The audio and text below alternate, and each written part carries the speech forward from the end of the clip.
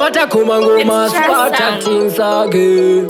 Ayasta pick up chimurusuru kuma pick up shoti empire again. Nyaya yangu ndaiona yakakurisa, ndikaitaura musazoti ndazofarisa, nekuti kune vaya vakatondifasisa, ndivo vanozongonditi ndazofarisa. Kwamambo ndoenda kwamambo, ndiko kwanchanetaurira kwamambo. Nyaya yangu ichanoperera kwamambo, chanoitaurira ikoko. Kwamambo ndoenda kwamambo, ndiko kwanchanetaurira kwamambo. Nyaya yangu ichanoperera kwamambo, chanoitaurira ikoko. Ona vakanditorera mombe, vakatonditorera hembe, vachitoda kuti nindiite rombe, nditotadza kana kutora mukombe.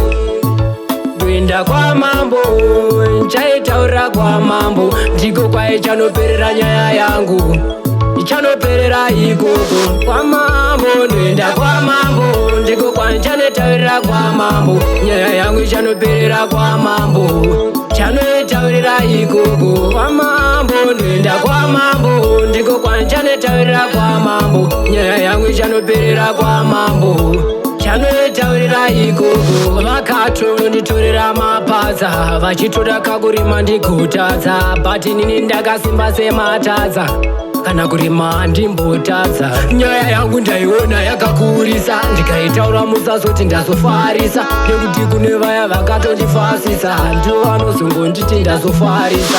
Kwamambo ndoenda kwamambo, ndiko kwanchanetaurira kwamambo. Nyaya yangu ichanoperera kwamambo, chanoitaurira ikoko. Kwamambo ndoenda kwamambo, ndiko kwanchanetaurira kwamambo. Nyaya yangu ichanoperera kwamambo, chanoitaurira ikoko. Ona vakanditorera mombe, vakatonditorera hembe, vachitoda kuti nindiite rombe, nditotadza kana kutora mukombe.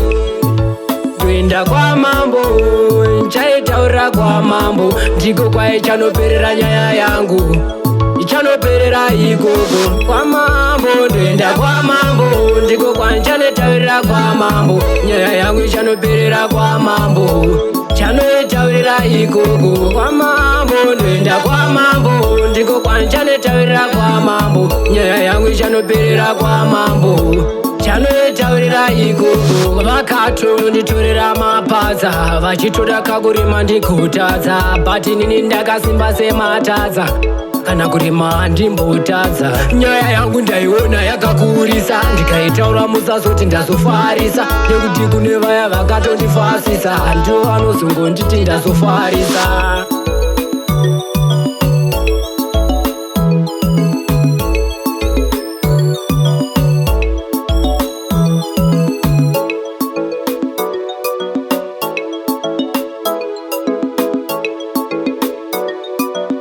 It's just sound.